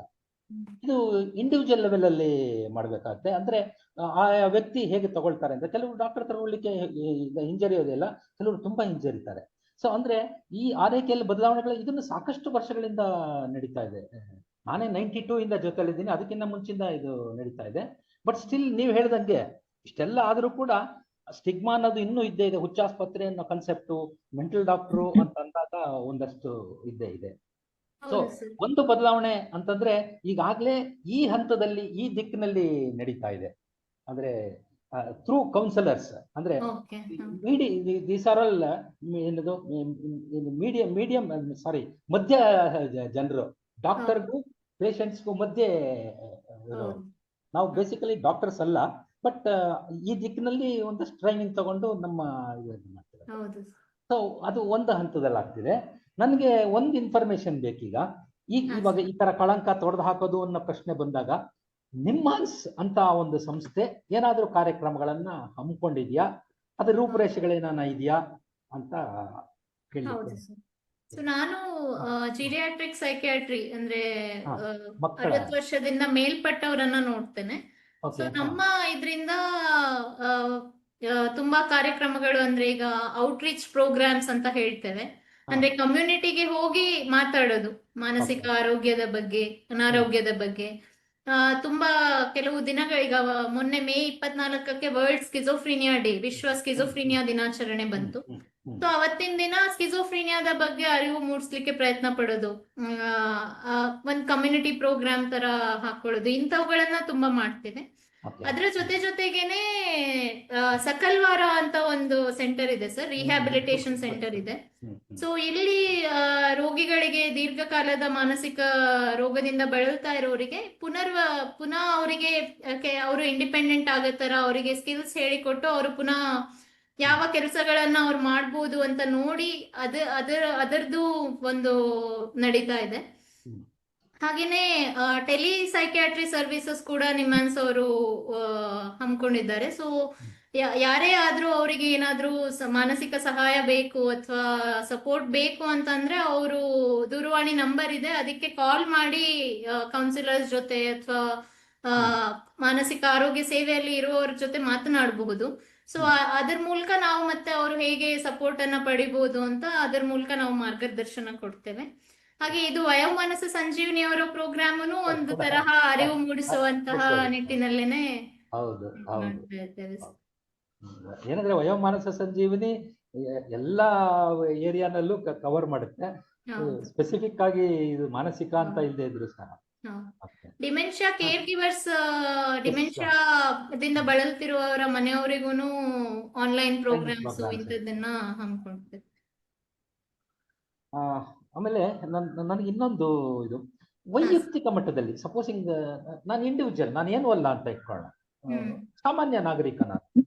ಸಾಮಾನ್ಯ ನಾಗರಿಕನಾಗಿ ಏನ್ ಮಾಡಬಹುದು ಅನ್ಸುತ್ತೆ ನಿಮ್ಮ ದೃಷ್ಟಿಯಿಂದ ಹೇಳಿ. ಅಂದ್ರೆ ಈ ಕಳಂಕ ಇದು ಹ್ಮ್ ಇದೊಂದು ಇದಲ್ಲಪ್ಪ, ದೊಡ್ಡ ಕಾಯಿಲೆ ಅಲ್ಲ, ಅಂದ್ರೆ ಅವಮಾನ ಪಡ್ಬೇಕಾದ್ದೇನಿಲ್ಲ, ನಾಚಿಕೆ ಪಟ್ಕೋಬೇಕಾದಿಲ್ಲ, ಗುಟ್ಟಾಗಿಟ್ಕೊಳಕ್ ಬೇಕಾಗಿಲ್ಲ ಅಂತ ಹ್ಮ್ ನಾವು ಹೇಳಬೇಕು ಅಂತ ಇದ್ದಾಗ ಹ್ಮ್ ಏನಾದರೂ ಒಂದಷ್ಟು ಏನಾರ ಸಲಹೆ ಕೊಡ್ತೀರಾ? ಈ ವೈಯಕ್ತಿಕ ನೆಲೆಯಲ್ಲಿ ಯಾರಿಗೆ ಬೇಕಾದ್ರೂ ಮಾಡ್ಬೋದು ಇದನ್ನ ಅಂತ, ಹಾ ಒಂದು ಸಾಮಾಜಿಕ ಮೊದಲನೇದಾಗಿ ನಾವು ಜವಾಬ್ದಾರಿಯಾಗಿದೆ ಅದು. ಹಾ ಸರ್, ನಾವು ನೋಡೋ ದೃಷ್ಟಿಕೋನ ಚೇಂಜ್ ಆಗ್ಬೇಕು. ಮೊದಲು ನಾವು ನಮ್ಮಿಂದ. ಮಾನಸಿಕ ರೋಗಿಗಳನ್ನ ಯಾವ ರೀತಿ ನೋಡ್ತೇವೆ, ಅವ್ರ ಜೊತೆ ಯಾವ ರೀತಿ ವ್ಯವಹಾರ ಮಾಡ್ತೇವೆ, ಆ ಹ್ಮ್. ಅದನ್ನ ನಾವು ಬದಲಾವಣೆ ಮಾಡ್ಕೊಳ್ಬೇಕು. ಅವರು ಮನುಷ್ಯರು, ಅವರು ಬೇರೆಯವರಂತೆ ಅವರಿಗೂ ಬದುಕಲಿಕ್ಕೆ ಹಕ್ಕಿದೆ. ಹ್ಮ್. ಅದನ್ನ ನಾವು ಅರ್ಥ ಮಾಡ್ಕೊಂಡು ಅವ್ರ ಜೊತೆ ಯಾವ ತರ, ಬೇರೆಯವ್ರ ಜೊತೆ ಹೇಗೆ ಮಾತಾಡ್ತೀವಿ ಅವ್ರ ಜೊತೆನೂ ಅದೇ ತರ ವ್ಯವಹಾರ ಮಾಡೋದು, ಮಾತಾಡೋದು, ಅದು ಇಂಪಾರ್ಟೆಂಟ್. ಅದರಿಂದಾಗಿನೇ ಅವರಿಗೆ ನಾನ್ ಬೇರೆ ಅಲ್ಲ, ನಾನು ಸಮಾಜದಲ್ಲಿ ಒಂದು ಭಾಗ ಅನ್ನೋದು ಬರುತ್ತೆ. ಓಕೆ. ಹಾಗೆ ಆ ಇದು ಸರ್ಕಾರ ಯಾಕೆ ಕಮ್ಯುನಿಟಿ ಬೇಸ್ಡ್ ಅಥವಾ ಸಮುದಾಯ ಅಂದ್ರೆ, ಮೆಂಟಲ್ ಹಾಸ್ಪಿಟಲಿಗೆ ಬರಕ್ಕೆ ತುಂಬಾ ಜನ ಒಪ್ಪಲ್ಲ. ಹ್ಮ್. ಅದು ಹ್ಮ್. ಕಳಂಕ ದೊಡ್ಡ ಮಟ್ಟದಲ್ಲೇ ಇದೆ. So hmm. ಅಟ್ ಲೀಸ್ಟ್ ಅವ್ರನ್ನ ಒಪ್ಸೋಕೆ ಪ್ರಯತ್ನ ಮಾಡೋ ಬದಲು ಸಮುದಾಯದಲ್ಲೇ ಮಾನಸಿಕ ಸೇವೆಗಳು ಲಭ್ಯ ಇದ್ರೆ ಅಟ್ ಲೀಸ್ಟ್ ಟ್ರೀಟ್ಮೆಂಟ್ ಆದ್ರೂ ತಗೊಳ್ಳಿ ಅನ್ನೋ ದೃಷ್ಟಿಯಿಂದ ಈ ತರಹದ ಇದು ಬರ್ತಾ ಇದೆ. ಹ. ಇನ್ನೊಂದು, ಈಗ ಫಾರ್ ಎಕ್ಸಾಂಪಲ್ ಯಾರು ಬರ್ತಾರೆ, ಅಯ್ಯೋ ಹಿಂಗ ಹೋಗ್ಲಿಕ್ಕಾಗಲ್ಲ ಅಂದ್ರೆ, ನನ್ನ ಮೆಂಟಲ್ ಡಾಕ್ಟರ್ ಹತ್ರ ಹೋಗ್ಲಿಕ್ಕೆ ನಾನು ತಯಾರಿಲ್ಲ, ಮಾನಸಿಕ ತಜ್ಞರ ಹತ್ರ ಹೋಗ್ಲಿಕ್ಕೆ ತಯಾರಿಲ್ಲ ಅಂತ ಅಂತ ವ್ಯಕ್ತಿಗಳು ನಿಮ್ಮ ಇದ್ರೊಳಗೆ, ನಿಮ್ಮ ಕಾರ್ಯಕ್ಷೇತ್ರದಲ್ಲಿ ಬಂದಾಗ ಹೆಂಗಿತ್ತು, ಅದನ್ನೇನಾರ ಹ್ಯಾಂಡಲ್ ಮಾಡಿದ್ದು, ಅದ್ರ ಬಗ್ಗೆ ಏನಾರ ಒಂದಷ್ಟು ಬೆಳಕು ಚೆಲ್ಲಿಕ್ ಸಾಧ್ಯ ಉಂಟಾ? ಸಾರ್ಟ್ ಆಫ್ ತುಂಬಾ ಕೇಸ್ ಜನ ಇರ್ತಾರೆ ಅಂದ್ರೆ, ಸಂಬಂಧಿಕರು ಬರ್ತಾರೆ, ಸಂಬಂಧಿಕರು ಬಂದ್ ಹೇಳ್ತಾರೆ ಈ ತರ ನಮ್ಮ ಮನೆಯಲ್ಲಿ ಈ ತರ ಸಮಸ್ಯೆ ಇದೆ, ಬಟ್ ನಮ್ಗೆ ಮೆಂಟಲ್ ಹಾಸ್ಪಿಟಲ್ಗೆ ಬರಕ್ ಇಷ್ಟ ಇಲ್ಲ, ಏನ್ ಮಾಡ್ಬೇಕು, ಬಟ್ ಸಮಸ್ಯೆ ತುಂಬಾ ಆಗ್ತಾ ಇದೆ, ಕಂಟ್ರೋಲ್ ಮಾಡ್ಲಿಕ್ಕೆ ಆಗ್ತಾ ಇಲ್ಲ ಅವರನ್ನ ಅಂತ. ಸೊ ಅವಾಗ ನಾವು ಅಂದ್ರೆ ಅದೇ ಇದು ಒಂಥರ ಬೇರೆ ದೈಹಿಕ ಸಮಸ್ಯೆ ಯಾವ ತರ ಇದೆ, ಇದೂನು ಮಾನಸಿಕದ್ದು ಒಂದು ಸಮಸ್ಯೆ, ಇದಕ್ಕೆ ಟ್ರೀಟ್ಮೆಂಟ್ ಇದೆ, ಈ ತರ ಹೇಳ್ತೀವಿ. ಬಟ್ ಆದ್ರೂನು ಕೆಲವೊಂದ್ ಜನ ಒಪ್ಪೋದಿಲ್ಲ ಬರ್ಲಿಕ್ಕೆ. ಸೊ ಅಂತ ಸಮಯದಲ್ಲಿ ನಾವು ಜನರಲ್ ಹಾಸ್ಪಿಟಲ್ಸ್ ಇರ್ಬೋದು ಅಥವಾ ಅದೇ ಬೇರೆ ಮೆಡಿಕಲ್ ಕಾಲೇಜಸ್ ಇರ್ಬೋದು, ಇಂಥದ್ರಲ್ಲೂ ಸೈಕಿಯಾಟ್ರಿಸ್ಟ್ ಸೇವೆಗಳು ಲಭ್ಯ ಇರುತ್ತೆ. ಸೊ ಅಲ್ಲಿಗೆ ನಾವು ಕಾಂಟ್ಯಾಕ್ಟ್ ಮಾಡಿ ಕೊಡ್ತೀವಿ. ಅಟ್ಲೀಸ್ಟ್ ಅಲ್ಲಿ ಹೋದ್ರೆ ಜನರಿಗೆ ಒಂಥರ ಓಕೆ, ಹುಚ್ಚಾಸ್ಪತ್ರೆಗೆ ಹೋಗಿಲ್ಲ ಅಂತ ಒಂದು ಧೈರ್ಯ ಇದು. ಸೊ ಬಟ್ ನಮ್ಮ ಉದ್ದೇಶ ಏನು ಅಂದ್ರೆ ಅಟ್ಲೀಸ್ಟ್ ಟ್ರೀಟ್ಮೆಂಟ್ ತಗೊಳ್ಳಿ ಅವರು. ಈಗ ಇಲ್ಲೇ ಬಂದು ಟ್ರೀಟ್ಮೆಂಟ್ ತಗೋಬೇಕು ಅಂತ ಇಲ್ಲ, ಟ್ರೀಟ್ಮೆಂಟ್ ತಗೊಳ್ಳೋದು ಇಂಪಾರ್ಟೆಂಟ್. ಸೊ ಆ ನಿಟ್ಟಿನಲ್ಲಿ ಇದ್ ಮಾಡ್ತೇವೆ. ಇವತ್ತು ಒಂದು ಪೇಷಂಟ್ ಇದ್ದ ನಂಗೆ, ಅವರು ಸುಮಾರು 65 ವರ್ಷದವರು, ಮುಂಚೆ ಎಲೆಕ್ಟ್ರಿಷಿಯನ್ ಆಗಿ ಕೆಲಸ ಮಾಡ್ತಾ ಇದ್ರು, ಈಗ ರಿಟೈರ್ ಆಗಿದ್ದಾರೆ. ಒಬ್ರೇ ಇರ್ತಾ ಇದ್ರು, ಅವ್ರ ಮದ್ವೆ ಆಗಿ ಹೆಂಡತಿ ತೀರೋದ್ರಂತೆ. ಸೊ ಒಬ್ರೇ ಒಂದು 30 ವರ್ಷದಿಂದ ಒಬ್ರೇ ಇರ್ತಾ ಇದ್ರು. ಸೊ ಸಂಬಂಧಿಕರು ಯಾರು ಅಷ್ಟು ಗಮನ ಹರಿಸಿಲ್ಲ. ಅವರು ಈಗ 1 ವರ್ಷದ ಹಿಂದೆ ಅವ್ರ ಅಣ್ಣ ಮನೆಗೆ ಹೋಗಿ ನೋಡಿದಾಗ ಮನೆ ಎಲ್ಲ ಫುಲ್ ಗಲೀಜಿದೆ, ಏನೋ ಅವರು ಸ್ವಂತ ಆರೋಗ್ಯನೂ ಏನು ನೋಡ್ತಾ ಇಲ್ಲ, ಮನೇನು ಫುಲ್. ಆಮೇಲೆ ಅವರಿಗೆ ವಾಯ್ಸ್ಗಳು ಕೇಳ್ತಾ ಇದೆ, ಯಾರೋ ನನ್ಗೆ ಎನ್ಕೌಂಟರ್ ಮಾಡ್ತಾರೆ, ಯಾರೋ ನನ್ ಹಿಂದೆ ಬಿದ್ದಿದ್ದಾರೆ, ನನ್ನ ಕ್ಯಾಮೆರಾ ಎಲ್ಲ ನನ್ನ ಮನೆಯಲ್ಲಿ ಫಿಟ್ ಮಾಡಿ ನಾನು ರೆಕಾರ್ಡ್ ಮಾಡಿ ಎಲ್ಲ ಹರಿಬಿಡ್ತಾ ಇದ್ದಾರೆ, ಈ ತರ. ಆದ್ರೂನು ಅವ್ರ ಅಣ್ಣ ಅವ್ರನ್ನ ಹಾಸ್ಪಿಟಲಿಗೆ ಕರ್ಕೊಂಡ್ ಬಂದಿಲ್ಲ. ಬೇರೆ ಎಲ್ಲಾ ಕಡೆ ಮಾಟ ಮಂತ್ರ ಅಂತ ಅನ್ಕೊಂಡು ಎಲ್ಲಾ ಕಡೆ ಕರ್ಕೊಂಡು ಹೋಗಿ ಬಿಡಿಸ್ಲಿಕ್ಕೆ ಪ್ರಯತ್ನ ಮಾಡಿದ್ದಾರೆ. ಅವರು ಅದು ವಾಸಿ ಆಗಿಲ್ಲ. ಕೊನೆಗೆ ಅವರನ್ನ ಊರಲ್ಲಿ ಒಂದು ಮನೇಲಿ ಕೂಡಾಕಿದ್ದಾರೆ. ಕೂಡಾಕಿ ಜಸ್ಟ್ ಊಟ ತಿಂಡಿ ಅಷ್ಟೇ ಕೊಡ್ತಾ ಇದ್ರು ಅವರಿಗೆ. ಸೊ ಈಗೇನಾಯ್ತು, ಅವರು ಅಲ್ಲಿಂದ ತಪ್ಪಿಸ್ಕೊಂಡು ಸೂಸೈಡ್ ಮಾಡ್ಕೊಳ್ಳಿಕ್ಕೆ ಪ್ರಯತ್ನ ಪಟ್ರು. ಸೊ ಅದಾದ್ಮೇಲೆ ಕರ್ಕೊಂಡ್ ಬಂದ್ರು. ಸೊ ಮೊದ್ಲೇ ಕರ್ಕೊಂಡ್ ಬಂದಿದ್ರೆ ಇಷ್ಟು ರೋಗ ಜಾಸ್ತಿ ಆಗೋ ಚಾನ್ಸಸ್ ಇರ್ಲಿಲ್ಲ. ಸೊ ಅದು ಒಂದು ಇಂಪಾರ್ಟೆಂಟ್ ಆಗುತ್ತೆ. ಈಗ ಇವರಿಂದ ನಮ್ಮ ಪ್ರೇಕ್ಷಕರಿಂದ ಪ್ರಶ್ನೆಗಳು ತಗೊಳ್ಳೋಣ ಡಾಕ್ಟರ್. ಹಾ ಸರ್. ದಯವಿಟ್ಟು ಯಾರಾದ್ರೂ ಪ್ರಶ್ನೆ ಕೇಳಬೇಕು ಅನ್ಕೊಂಡಿದ್ರೆ ಅನ್ಮ್ಯೂಟ್ ಮಾಡ್ಕೊಳ್ಳಿ, ಪ್ರಶ್ನೆ ಕೇಳಿ. ಡಾಕ್ಟರಿಂದ ನೀವೇನು ಉತ್ತರ ಬಯಸ್ತೀರಾ ಅನ್ನೋದ್ರ ಬಗ್ಗೆ ನಿಮ್ಮ ಪ್ರಶ್ನೆಗಳು ಕೇಳಬಹುದು.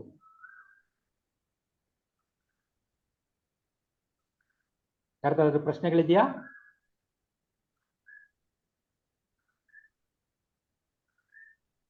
ಹಲೋ, ಯಾರ್ದಾದ್ರೂ ಪ್ರಶ್ನೆಗಳಿದೆಯಾ? ಡಾಕ್ಟರ್, ನಮ್ಗೊಬ್ರು ನೆಕ್ಸ್ಟ್ ಇದ್ರು, ನಾನು ಪ್ರೈಮರಿ ಸ್ಕೂಲಲ್ಲಿ ಓದ್ತಿದ್ದಾಗ. ಅವರು ತಮಾಷೆಯಾಗಿ ಹೇಳೋರು, ಹೀಗೆ ಏನಾರ ಪ್ರಶ್ನೆ ಇದೆಯಾ ಅಂತ ಕೇಳಿದ್ರೆ ನಾವ್ ಯಾರು ಬಾಯ ಬಿಡ್ತಿರ್ಲಿಲ್ಲ. ಆಗ ಅವ್ರು ಹೇಳೋರು, ಇಲ್ಲ, ಎಷ್ಟು ಚೆನ್ನಾಗಿ ಅರ್ಥ ಆಗಿದೆ ಅಂದ್ರೆ ನಿಮ್ಗೆ ಪ್ರಶ್ನೆ ಕೇಳಕ್ಕೆ ಏನು ಉಳಿದೇ ಇಲ್ಲ. ಅಂದ್ರೆ ಚೆನ್ನಾಗಿ ಪಾಠ ಮಾಡ್ಬಿಟ್ಟಿದ್ದಾರೆ.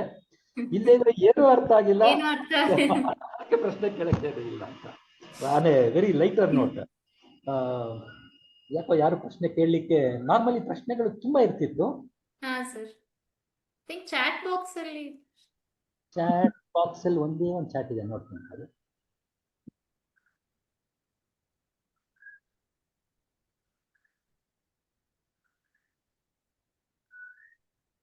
No question, it's only an appreciation. ಹಾ ಸರ್. ಅಪ್ರಿಸಿಯೇಷನ್. ಡಾಕ್ಟರ್ ಮಹೇಶ್ ಅಂತ, he has sent an appreciation. ಹಾ ಸರ್. ಓಕೆ, ಏನು ಪ್ರಶ್ನೆ ಇಲ್ಲ ಅಂತ ಅನ್ಕೊಳ್ಳೋಣ. Okay sir. ಮುಂದಿನ ಹೆಜ್ಜೆ ಇಡೋಣವಾ?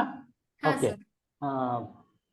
ಡಾಕ್ಟ್ರೆ, ಕೊನೆಯದಾಗಿ ನಾವೆಲ್ಲ ವಯೋಮಾನಸ ಸಂಜೀವನಿಯ ಪ್ರೇಕ್ಷಕರೆಲ್ಲ ಹಿರಿಯ ನಾಗರಿಕರು, ಹಾ ಸರ್. ಆಯ್ತಾ? ಹಿರಿಯ ನಾಗರಿಕರ ದೃಷ್ಟಿಯಿಂದ ಈ ಕಳಂಕಕ್ಕೆ ಏನಾದರೂ ರಿಲೇಟ್ ಮಾಡ್ತೀರಾ, ಅಥವಾ ಏನಾದರೂ ಈಗ ಹೇಳಿದ್ರಿ ನೀವು ವಯಸ್ಸಾದವ್ರದ್ದೇ ಒಂದು ಎಕ್ಸಾಂಪಲ್ ಹೇಳಿದ್ರಿ. ಹಾ ಸರ್. ಜನರಲ್ ಆಗಿ ಏನಾದರೂ ಹಿರಿಯ ನಾಗರಿಕರಿಗೆ ನಿಮ್ ಸಜೆಷನ್ಸ್ ಏನಾದರೂ ಇದೆಯಾ? ಹಿರಿಯ ನಾಗರಿಕರಲ್ಲಿ ಹೆಚ್ಚಾಗಿ ನಾವು ಮರವಿನ ಕಾಯಿಲೆ ಕಾಣ್ತೇವೆ. ಸೊ ಅದರ ಬಗ್ಗೆನೂ ಕಳಂಕಗಳ ಇರೋದನ್ನು ಗಮನಿಸಿದ್ದೇವೆ. ಅಂದ್ರೆ ಎಷ್ಟೊಂದ್ ಜನ ಚಿಕಿತ್ಸೆ ಪಡಿಲಿಕ್ಕೆನೆ ಲೇಟ್ ಆಗುತ್ತೆ. ಯಾಕೆಂದ್ರೆ ಕೆಲವ್ರು ಅನ್ಕೋತಾರೆ ನಾರ್ಮಲ್ ಆಗಿ ವಯಸ್ಸಾಗ್ತಿದ್ದಂಗೆ ಮರಿತಾರೆ, ಅರಳು ಮರಳು ಈ ತರಾನು ಅನ್ಕೊಳ್ತಾರೆ. ಹಾಗೆ ಕೆಲವೊಂದ್ಸರಿ ಈಗ ಮರವಿನ ಕಾಯಿಲೆ ಯಾವ ತರ ಇರುತ್ತೆ ಅಂದ್ರೆ ಮೆದುಳಿನ ಕೆಲವು ಭಾಗಗಳಿಗೆ ಎಫೆಕ್ಟ್ ಆಗುತ್ತೆ. ಸೊ ಕೆಲವೊಂದು ಫಂಕ್ಷನ್ಗಳು ಕರೆಕ್ಟ್ ಆಗಿ ಇರುತ್ತೆ, ಕೆಲವೊಂದು ಮಾತ್ರ ಎಫೆಕ್ಟ್ ಆಗುತ್ತೆ. ಸೊ ನಾಟಕ ಮಾಡ್ತಾ ಇದ್ದಾರೆ, ಅಥವಾ ಇವ್ರಿಗೆ ಮಾಡ್ಲಿಕ್ಕೆ ಇಷ್ಟ ಇಲ್ಲ, ಅದಕ್ಕೆ ಈ ತರದ್ದು ತುಂಬಾ ಕಾಣಿಸ್ಕೊಳತ್ತೆ. ಸೊ ಅದರ ಬಗ್ಗೆ ಅರಿವು ಮೂಡಿಸೋದ್ರಿಂದ, ಅದರ ಇದು ಡಿಮೆನ್ಷಿಯಾ ಬಗ್ಗೆ, ಮರುವಿನ ಕಾಯಿಲೆ ಬಗ್ಗೆ ಅರಿವು ಮೂಡಿಸೋ ಅಗತ್ಯ ಇದೆ. ಹಾಗೆ ಹಿರಿಯ ನಾಗರಿಕರು ಮಕ್ಕಳಿಗೆ ತಮ್ಮ ಅನುಭವಗಳನ್ನ ಹೇಳೋದು, ಮತ್ತೆ ಮೊಮ್ಮಕ್ಕಳಿರ್ತಾರೆ ಈಗ, ಸೊ ಅವರಿಗೆ ತಮ್ಮ ಅನುಭವಗಳನ್ನ ಹೇಳೋದು, ಮಾನಸಿಕ ಅಸ್ವಸ್ಥತೆ ಅಥವಾ ಮಾನಸಿಕ ಆರೋಗ್ಯದ ಬಗ್ಗೆ ಮಕ್ಕಳಿಂದಾನೇ ಹೇಳ್ಕೊಡೋದ್ರಿಂದ ಅವರು ಮುಂದೆ ಬೆಳೆದು ದೊಡ್ಡವರಾದ್ಮೇಲೆ ಅವರಿಗೆ ಇಂಡಿಪೆಂಡೆಂಟ್ ಆಗಿರ್ಲಿಕ್ಕೆ ಅಥವಾ ತಮ್ಮ ಆರೋಗ್ಯವನ್ನ ಕಾಪಾಡ್ಕೊಳ್ಳಿಕ್ಕೂ ಅದು ಹೆಲ್ಪ್ ಆಗುತ್ತೆ. ಓಕೆ ಡಾಕ್ಟ್ರೆ, ಇಷ್ಟ ತನಕ ನಿಮ್ಮ ಸಮಯ ನಮಗೆ ಮೀಸಲಿಟ್ಟು ಸಾಕಷ್ಟು ವಿಷಯಗಳನ್ನು ತಿಳಿಸಿದ್ದೀರಾ. ಇದು ಹೆಂಗಂದ್ರೆ ಸಹಜವಾಗಿ ಇದು ಕುಚ್ಚು